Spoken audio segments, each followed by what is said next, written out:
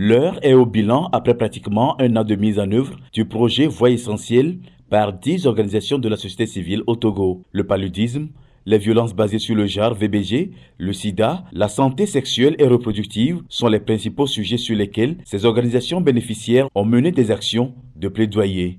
À cette rencontre de 4 jours, on fait le suivi de la performance programmatique et financière des OSC. Sur le terrain, les projets mis en œuvre ont révélé l'importance du projet Voix essentielle. On a mis en œuvre un projet dans la préfecture de Meaux qui consistait à lutter contre les violences basées sur le genre et les pratiques néfastes de veuvage qui pouvaient entraîner la contamination au VIH/SIDA et à la tuberculose.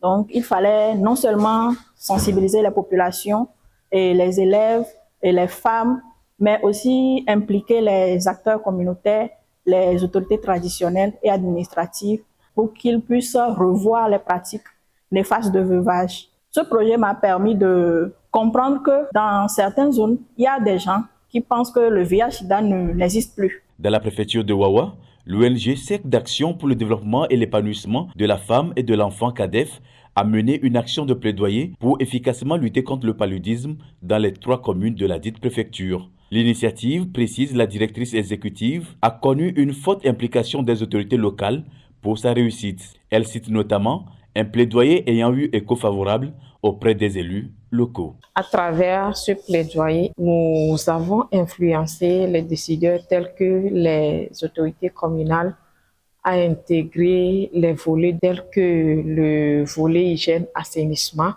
dans leur budget annuel et la création de la cellule santé dirigée par les femmes dans les communes.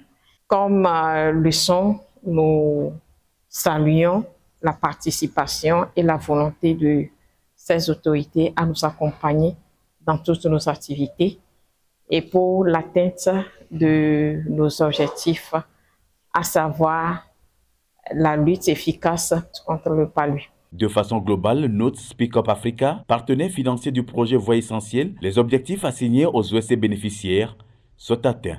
On a eu à constater des résultats satisfaisants dans la mise en œuvre de ces plans d'action-là, où aujourd'hui, par exemple, des contrées éloignées où les femmes n'avaient pas accès à certains services, on voit que les OSC sont en train de faire un travail satisfaisant dans ce sens-là, et aussi à faire sortir ces femmes-là qui étaient souvent dans l'ombre, à pouvoir s'exprimer, à pouvoir revendiquer carrément leur droit pour une prise en charge holistique de leurs besoins. Et parallèlement également, on voit de plus en plus que les collectivités territoriales sont engagées, motivées derrière ces organisations à base communautaire, si bien qu'elles travaillent en synergie avec ces OSC à identifier des actions prioritaires pour ces femmes-là, à soutenir leurs initiatives, mais également à faciliter leur intégration au niveau de leurs instances de gouvernance. Je pense que ça, c'est une bonne note, en tout cas, à relever dans la mise en œuvre de l'initiative Voix essentielle au niveau du Togo. D'autres aspects satisfaisants de la mise en œuvre des projets sont également relevés par la COFET, organisation secrétaire du projet Voix essentielle au Togo. Le temps nous a fait défaut quelque part, mais j'avoue que les organisations ont fait de leur mieux. Nous avons eu des résultats très palpables sur le terrain. La population a très bien accueilli le projet, surtout la collaboration avec les institutions de l'État est au top. Je peux aussi dire que c'est en fait une première fois que les organisations ensemble, sur toute l'étendue du territoire national, ont touché concrètement du doigt les questions de paludisme, les questions de VBG, les questions de violence, les questions de santé publique de façon collective. L'autre ordre du jour de cette rencontre est la planification de façon efficace de la mise en œuvre des plans d'action de l'année 2 du projet. Et les attentes du COFET à l'endroit des OSC bénéficiaires et de Speak Up Africa sont grandes. Pour l'année qui va suivre, c'est-à-dire l'année 2026, la COFET espère des organisations financées de mieux faire. Speak Up Africa a donné beaucoup d'appui.